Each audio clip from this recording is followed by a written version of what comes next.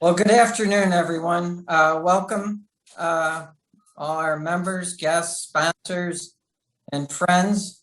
We're excited to have a great panel today, very topical and timely. We're excited to hear their feedback and their opinions on how we go back to the office and when and who's going to go. You know, for all of our members on the program today, please note we have a lot of exciting programs coming up later in the summer, especially our first in-person. We have our summer event that's going to be at Arlington Park on July 23rd, I believe. So there's a limited number of spaces available, so please sign up as quickly as you can for anyone who's a member. For our guests, I would join because the members are the ones that get to attend Arlington. So we are offering a free 6-month trial still for any guests out there. So please feel free to reach out or join us. You know, if you're interested in becoming a member. And the other thing I would add is a big thank you to all our sponsors who either are on the program today or haven't been able to join us today, but have supported FEI throughout this period and over the years. So you can take a look at the website, the sponsors. So again, welcome everyone. We have a great panel, and at this time, I'll turn it over to Ellen, who will lead the panel and moderate us. Thank you all for coming today. I look forward to your participation with questions. If you have questions during the presentation, please send them through the chat, and I'll try to get to as many as possible. Our panelists today will each offer a different perspective to the now hot topic of going back to the office, how, when, and why. We have an attorney, Bill Tarnow with Neal, Gerber, and Eisenberg. He's going to be talking about the employee liability regulations, etc. to this topic. Our HR professional, Reologie with Legacy.com, will be discussing the employee feedback, retaining, recruiting employees, working hybrid, etc. Architect, Mr. Scott Becker from Partners by Design. How can we change or morph the office space to being more socially distant, more acceptable? Is it going to be all private offices, all cubicles, etc.? And then lastly, Corey Seacrest, which is a broker, real estate broker with JLL. And he will be talking about the current market. What are some of the tenants talking about out there? Is there a lot of vacancy and low rents, etc.? So I'm going to turn it over briefly to each to just introduce themselves. Bill Tarnow with Neal, Gerber, and Eisenberg. Thank you, Ellen, and thank you, Dan and team. My pleasure to participate in this timely event, certainly. By way of just a little bit of background, I am the attorney on the panel. Please don't hold that against me. I will try and offer only good news today, unlike most attorneys. But the heart of my practice is advising companies, advising HR teams, advising executive teams around all things employment related.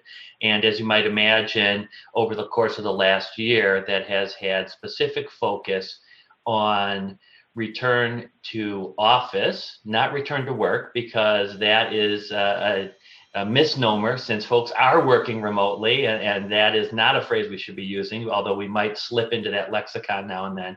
But the return to office piece and what is legal at one end of the spectrum, we can mandate this, and what is advisable at the other end of the spectrum, which Ray in particular will get into from an HR perspective. So our firm is a Chicago firm, 150 attorneys, and we are seeing this with all of our clients. So you are in good company if you have questions today. We hope to answer some, and we invite you to share those questions with us along the way.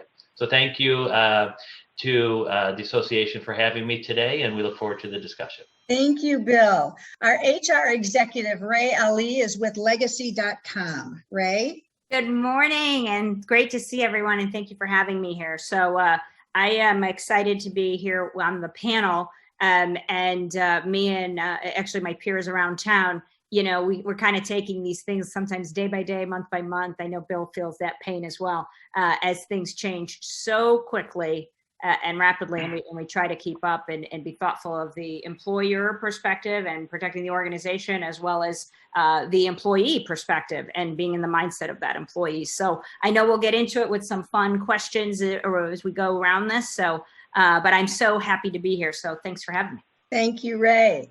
Our architect, Scott Becker, is a partner with Partners by Design. Hello, Scott. Hi, Ellen. Thank you all for having me on the panel. Super excited to be here. Partners by Design is an architectural interior design practice. Most of our work is on the corporate interior design, corporate architecture, if you will.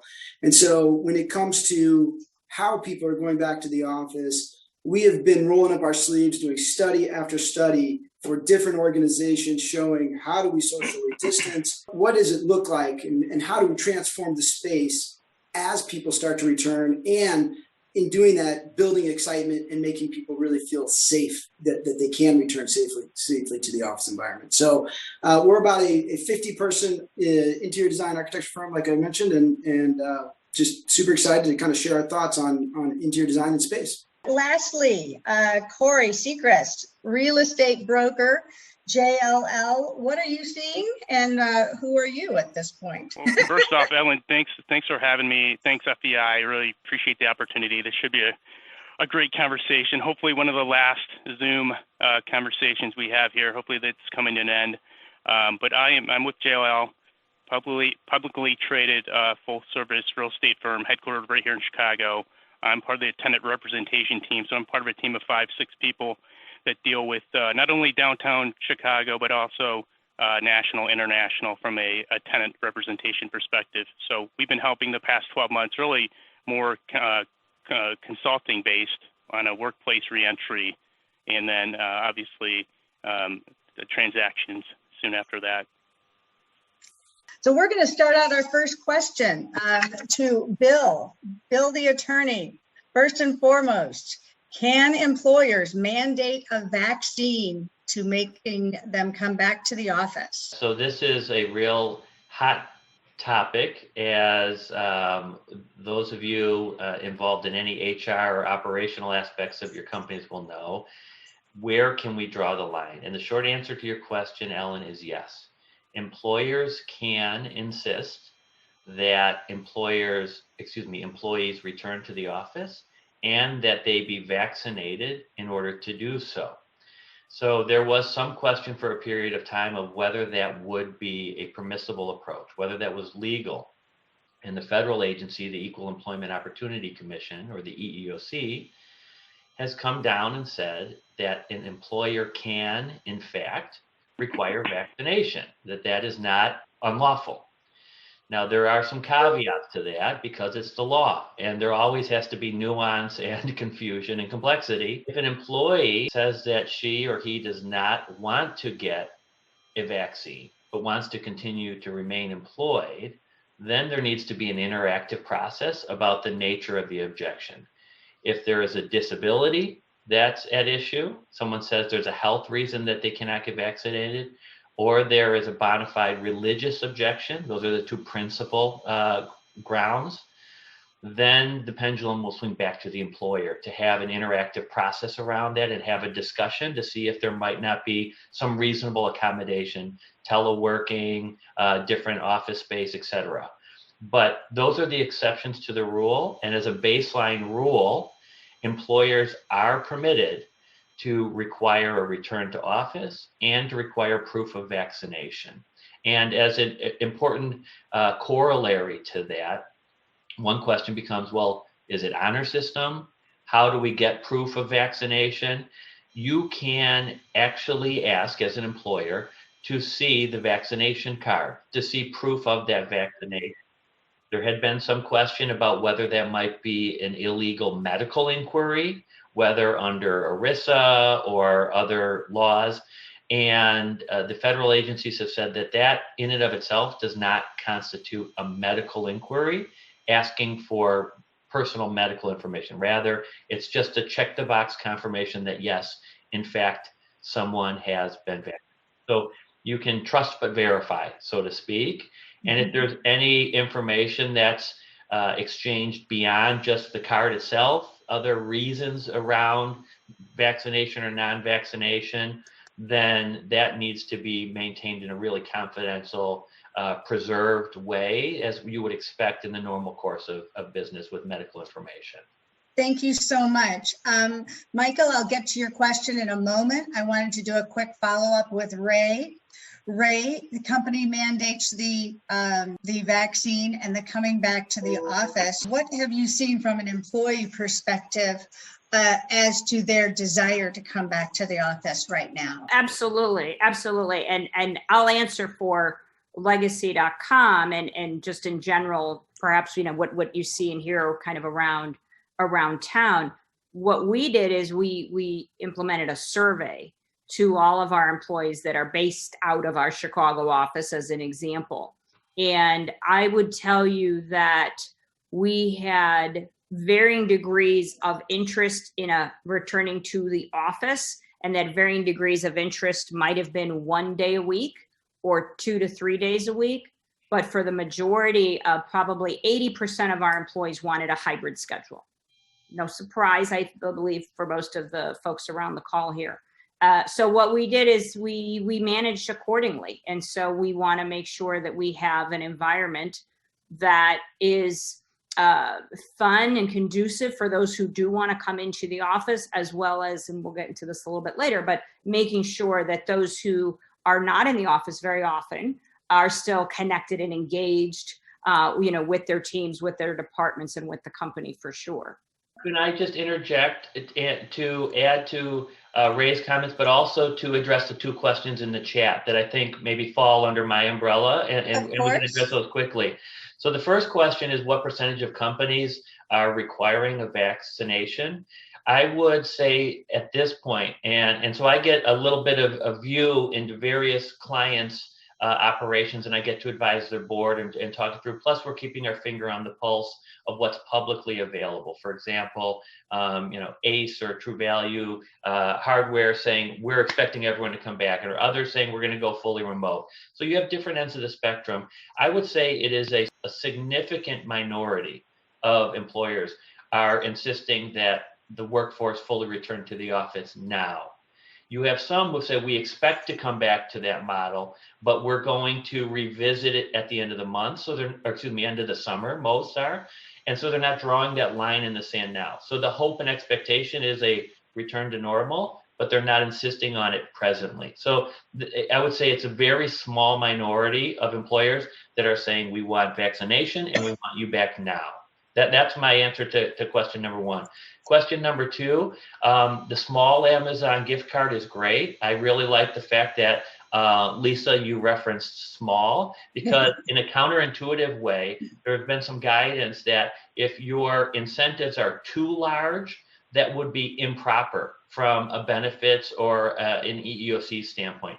But it shouldn't be anything that is deemed to be too heavy-handed. So a small incentive is okay. Anything beyond small incentive, there are some tripwires there. Just be a little bit thoughtful and cautious if you're encouraging in a way that someone feels really obligated to participate. Mr. Becker, Scott Becker, a quick question. If they are coming back to the office, let's start with the big building, the high rise. What are landlords doing to make coming back to the office a safe environment? What have they implemented within the building? And then carry that through to potentially what can be done in the office. What we're seeing as you enter the building is the touchless entries. Anybody that's kind of gone into a building has probably have the temperature checked, all of that's happening. And we're hoping to see that temperature check kind of start to wane off as the vaccines become more prevalent and rolled out.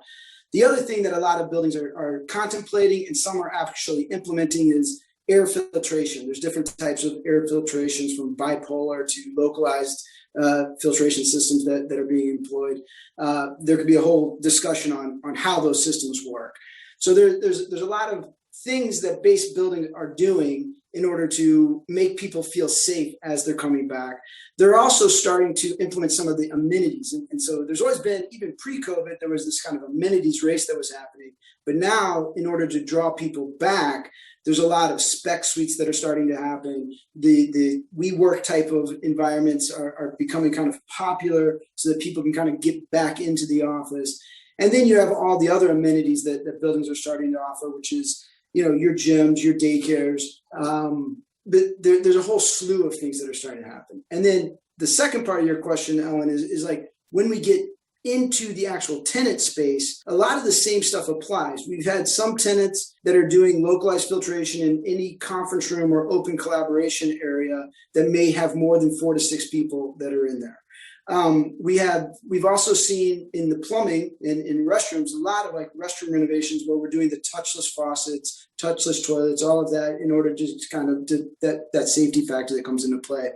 And then we're really seeing a little bit of a shift from the open office to more phone rooms, places where people can have a little bit more privacy to do kind of the calls like this, because there's going to be this transition period where people are working remote and in the office. And how do we, from a technology standpoint, make that feel very fluid, if you will, and so that everybody's included in the conversations. Corey, what are you seeing in the marketplace? So as an example, if companies are determining, first of all, if they're all going back to the office, it's basically life as 2019.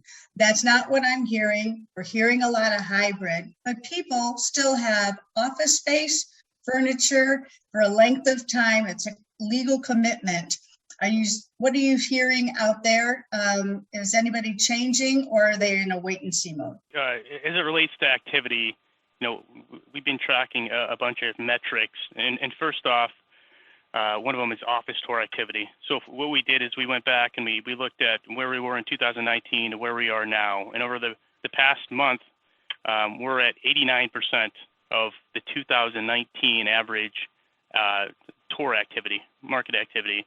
Now, as it relates to actual deals getting done, deal velocity, we're at 25% of 2019. Now, both these numbers are great considering where we've been at the past 6 or 9 months.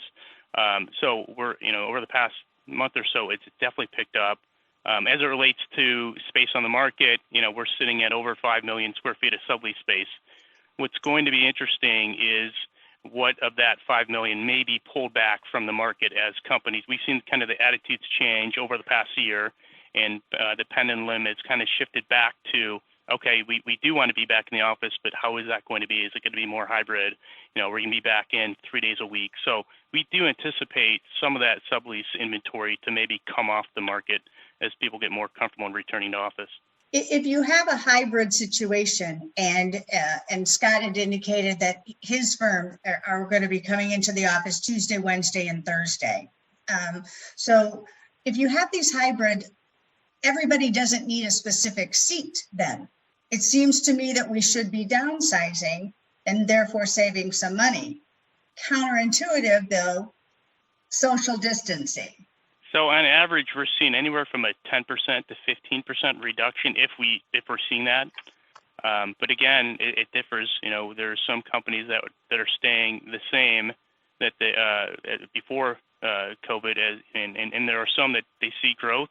People are bullish right now with the vaccine. So for some companies, there really hasn't been much of an impact. And then there's companies that at the very beginning of the pandemic were very confident they're going to cut their portfolio by 25 to 30%, and now that's kind of the pendulum has shifted, and it's not as large a reduction as originally thought. Ellen, I might add on to that. We've done study after study to show kind of the density to say, okay, if we return at 25% occupancy, what does that look like? 50%, 75%, what do those numbers start to look like? But I think everybody's still kind of moving forward a bit cautiously, where we're instead of going down to that benching module where we're 100 square feet a person, we're growing that, and it's like every other desk. So the fact that it makes sense that the real estate footprint would reduce, but the reality, once you add the social distancing into it, it doesn't reduce as much as you would kind of be thinking, or it might be obvious when you're first thinking about it. For Bill, I'm going to start out to say, The company's bottom line fiscal performance over the last year is obviously a factor of the equation of whether employers want their people to return to the office, because they're saying, hey, we were just as productive with you being gone. But from a legal perspective, can they say, hey, we need you in the office because fiscally we're not doing as well? It's a really good question to ask about the fiscal performance as a touchstone for the decision making and how it'll be perceived by your workforce. So there is at one end of the spectrum, the business that really languished because of the lack of in-person connectivity. And you can pick different industries where we've seen that, some maybe engineering teams that can't be in a room with a whiteboard, and name your industry. And some have been able to do it remotely. But if you're a company that had a negative impact on your bottom line because of the remote work environment, then it's very easy for you to say, we want you back in the office. And here's why. It's impacting you. We don't want to have to lay people off. We want to be able to pay you top dollar. Let's get together and really hit a home run, right? Let's come back to normal. There are other clients of mine who have gone unexpectedly into a remote environment and have unexpectedly have a phenomenally successful and profitable year. So when you have an employee of that type of client who says she doesn't want to return to the office, she wants to continue to work remotely, and then perhaps they've raised a viable objection, whether disability-based or religious-based, or perhaps it's just a philosophical objection. Let's assume the pendulum then swings back to us as an employer to articulate a legitimate business reason of why you need to come back to the office. Well, in that situation where you've had a really profitable year, as a company, you're hard pressed to say to that employee, we need you back because fill in the blank, right? Or to a court, if heaven forbid there's a claim about improper demands on our employees. So it's a factor that we've seen time and again with our clients as we've advised them on their return to work plans. So I just suggest to our participants on the call, use this as a data point. Know if we get an objection from an employee based on what a great year we had, knock on wood, hopefully that'll be the problem. That's a good problem to have. Then how are we going to respond to that? And in that case, you want to articulate the synergies of working together, the training opportunities for junior employees that just aren't there in a remote environment, the cross collaboration that, over a cup of coffee or in the break room where we're talking about business connections and pitch opportunities that just doesn't happen as naturally as Zoom. So we can't look back in time as just a snapshot that is somehow telling for what the future has to hold in terms of our work arrangement. But it is an important data point for C-suite decision makers, for HR teams to be ready to respond to employee questions and concerns if you've had a great year and now you're saying, but we all have to come back to the office. Scott, I'm going to pivot to one question here from Barrett Peterson, which is the hoteling aspect. Every building out there does offer janitorial service. However, if you're the day-to-day cleaning activities within this space, is that any kind of critical aspect, or B, who is doing that within the the space, especially in a hoteling situation where it's not your own desk? The cleaning and hoteling, even pre-pandemic, was always very important. The companies that have been progressive and had went to that hoteling where they're sharing desks, it was always kind of a bit of a concern. It got extremely magnified once the pandemic happened. So yes, I do believe that the cleaning aspect, if you are to go to that shared desk environment, or the hot desking as some people refer to it, from a perception standpoint alone, it has to be conveyed to the employee base that cleaning is happening on a nightly basis, and the type of cleaning that's happening is safe. It is disinfecting the work surfaces, even though I think the studies that are out there now are saying that this is really transmitted kind of through the air and not so much through the surface. But it's still one of those, for people that are all concerned about germs, it's been an issue with hoteling even since the beginning of the topic. Corey, you're shaking your head. You might have some to add to that also. As a tenant rep, we're just asking, landlords to define, what the specs are as it relates to cleaning, overall janitorial and what are they using and as far as cleaning materials go, and really just getting a better understanding. But I agree with Scott, it's always been, at the forefront. So I think it's more of a, hey, do you have a MERV 13 filtration in there? What kind of air filtration? How is that in the building, and how much fresh air, stuff like that. We might be a little early, but I'm opening this to any of the panelists.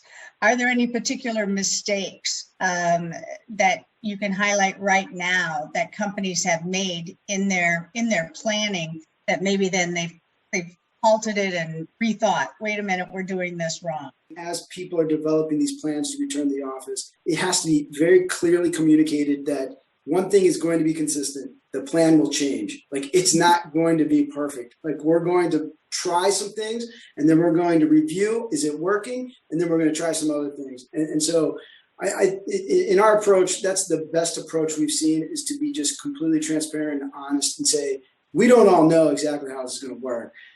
It's going to change, and here's our plan today, and then we're going to review it again as things develop and we come back.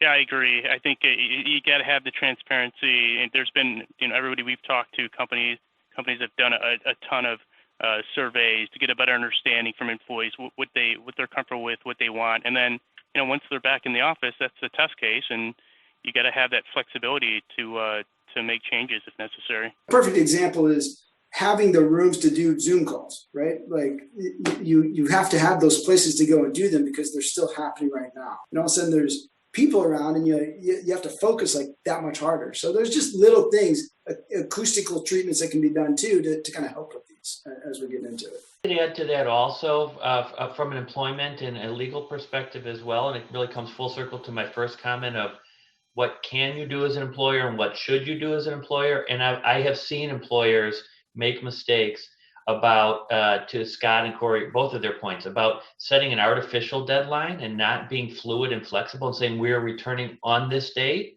I think that creates problems, but more globally, to not conduct internal surveys, to not think of unintended consequences of what you can mandate legally, but should you for your organization. And I have seen many employers lose really good people who are not ready to come back to the office, whether it's because they've gotten into a new routine and a new rhythm of their work-life balance and they were performing successfully remotely, whether it's because their kids are still home on a remote schooling schedule and the employer hasn't accounted for those new operating realities.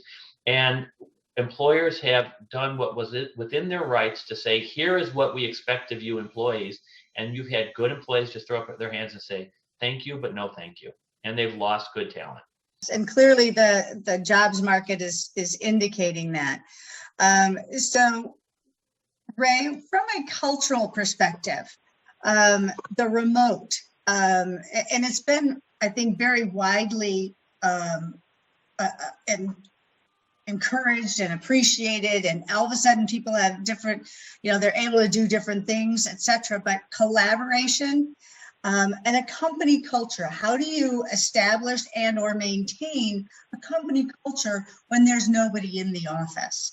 And I'm going to tag on that with another one, which was from another person online who said, basically out of mind, out of sight, right? So if you're not in the office, are you forgotten?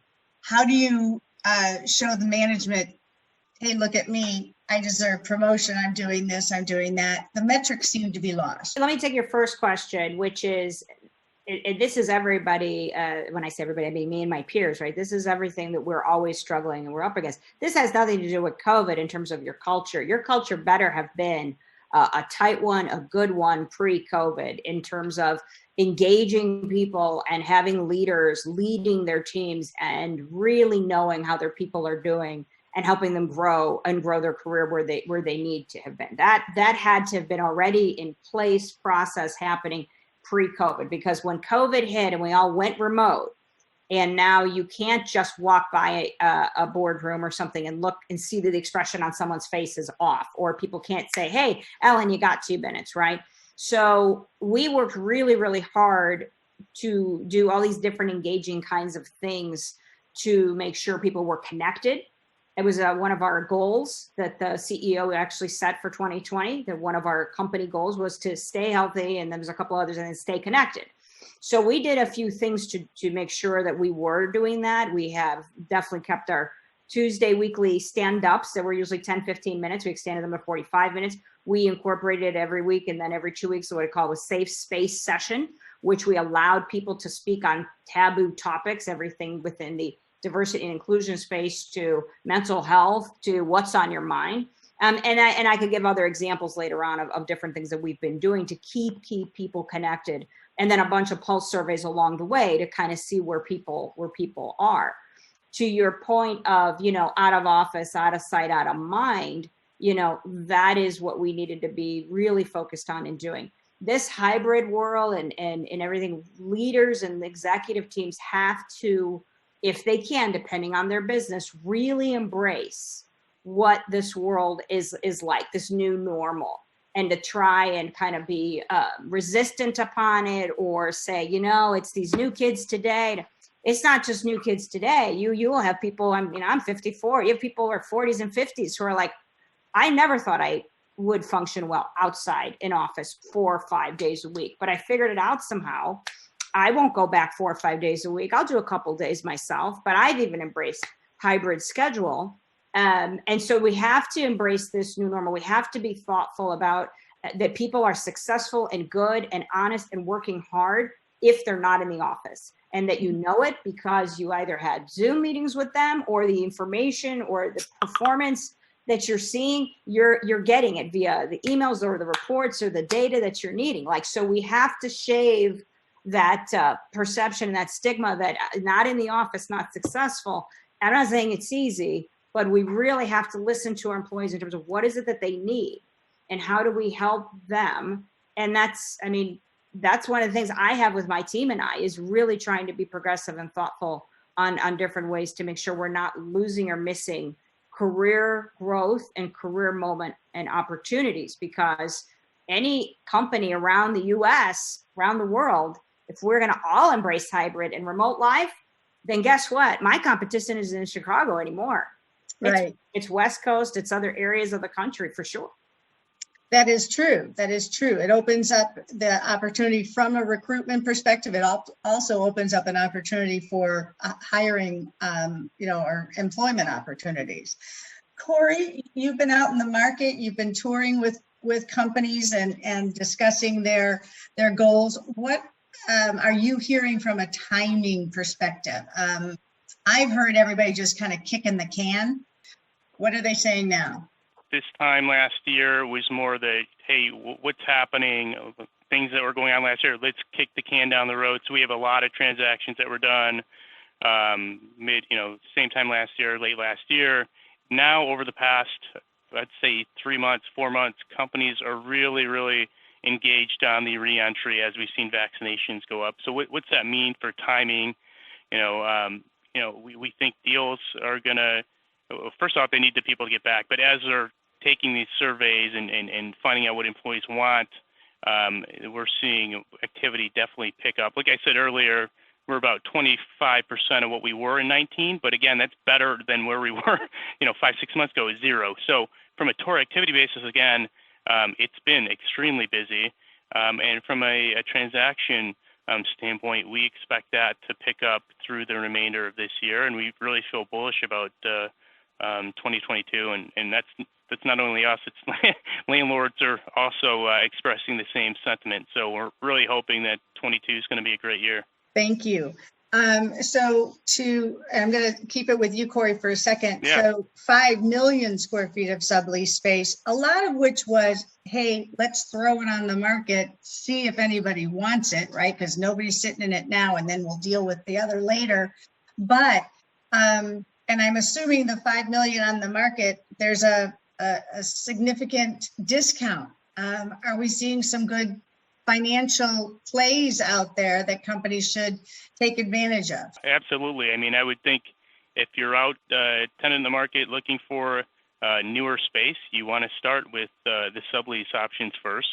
There's opportunities throughout. Now, like I had mentioned before, some of those opportunities may come off the market, but again, there's a lot of unknown out there. But I would start there first, and then Scott mentioned earlier, the trend has been with landlords to build out more and more spec suites. This is a trend that was going on pre-pandemic, but now we're seeing more and more smaller spec suites, ranging from 2,500 square feet plus. And landlords really understand, what's going on out there and what tenants and companies are experiencing, and they're open to doing shorter terms. So, you've got an opportunity to take new space for 2-3 years versus what was a 5-year requirement pre-COVID on a spec suite. And these spaces are furnished too. So again, flexibility is key. Everybody right now is like wanting to do 1 year, 2 year. Let's get ourselves out of this just before we make these commitments. And the landlords are accommodating that, which was not the case in 2019. Bill, I'm going to turn to you for one quick second. We're a litigious society. And even though the company says, we're mandating you to come back or whatever, somebody's going to sue somebody. What has been your experience with what I'm going to call employee COVID lawsuits? Point if someone's going to sue somebody, we can only hope, Ellen. So thank you for that. No, tongue in cheek, of course, tongue in cheek. But to acknowledge Michelle Messina's link in the sidebar chat room, that was an open letter of Apple employees saying, reconsider your decision. We don't intend to come back. We don't want to come back. You haven't taken a survey of what is best from the workforce's perspective, the employee's perspective. So this sort of circles back to my first comment, and making no comment, of course, on what Apple is or isn't doing, what internal assessments they've made, and that sort of thing. But it does sort of underscore the question, and that is, as an employer, how are we planning for and then implementing the process? And communication is key along those ways. There are guardrails on the side of the road as we go forward about what we can and can't do, right? We can't say to employee, show me all your medical records. We'll decide if you need this or not, right? We can say, we expect you to do X, and if you have an objection, well, then we'll have communication. So we need to know where those guardrails are and don't go outside of those. So make sure you have a strong HR team or in-house counsel. Make sure you're getting strong legal advice from your outside counsel or your HR partner. And so you know where those guardrails are.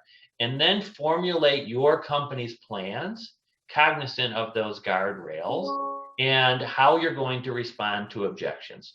Where you're really going to see the legal problems is when someone just says, this is what we're doing, come hell or high water, and we're not going to be responsive to employee issues. Because it's really, I think, a communication and respect issue that we're seeing with most of our clients, at least from the employee perspective, and that's going to drive whether there's claims or not. I will say, as an overarching matter, without getting too technical, at the beginning of the pandemic, there were significant concerns for employers about what if some of our staff gets sick? Are we going to be on the hook for that?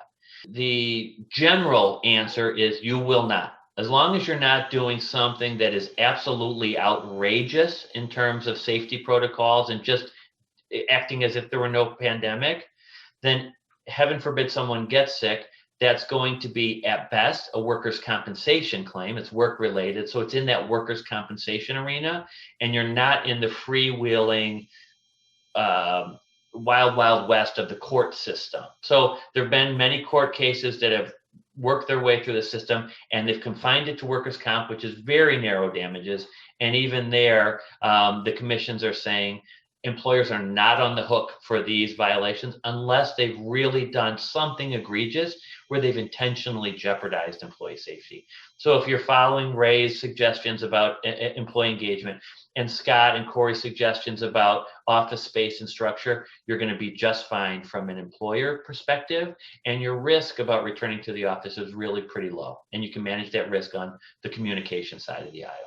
I'm going to have one question for the same for everybody in that, and this is crystal balling it. Thank you very much. But, and we'll start with Ray, which is what is this the new normal? Are we going to be working in a hybrid situation? Some remote, some not remote. Is this the new normal moving forward? Or do you see where this will all go by the wayside and we're going to come back to the office? This is the new normal, because pre-COVID, there was a large, way of thinking I remember, whether you interview candidates, whether there were people I've worked with in previous lives, who maybe, I was curious to see what they wanted to do for their careers. And more, you would just hear people wanting to be a little bit more remote. It was to be a little bit more remote. We had a friendly remote philosophy at legacy.com. We're actually one of the top 50 websites in the United States, and we have a lot of work to do. But we were able to have our own employees work remotely a few days a week. We were fine with that. When we went on lockdown, March 13th, we went 100% overnight remote. We had our revenues impacted, like most other places, significantly, to the point I was thinking we're going to have to furlough and lay off people and the whole thing. Thankfully, we figured things out. We reinvented ourselves like Madonna. We also saw then some great results. And so thankfully, because I do think this is dependent on the executive team, very much so, thankfully, we do have a CEO and others on the executive team that are embracing this hybrid schedule, and that we are thoughtful about how we use our office space. And the HR group, it was important to me that even if we know all these things of what we want to do with our employees, and there's things with regard to what your office building is doing and some things that, Scott was referencing, your employees have to know it. So we put a lot of effort into a communication packet and made sure every single one of our employees knew exactly where we stand on anything, whether it's requiring vaccinations, whether it's what's office life like when they come into the office. What are they expected to do? Can they continue working hybrid? Can they continue working remotely? Can they continue working remotely someplace else outside of Chicago? Huge FAQ, right? All these different things we put in a packet to make sure employees were very, very clear about where we stand on this. And we were also very clear to say, this is how we're going to progress in this phase, because there's no one size fits all. And that's for us as well as any other companies. And we may, after Labor Day, reevaluate some things and now have new things we want our employees to be focused on. I still think it will be with regard to hybrid life, and just making sure our employees are engaged and that they see that they can be have a hybrid schedule or hardly be in the office, but still be a key valued employee decision maker, and in particular with their career.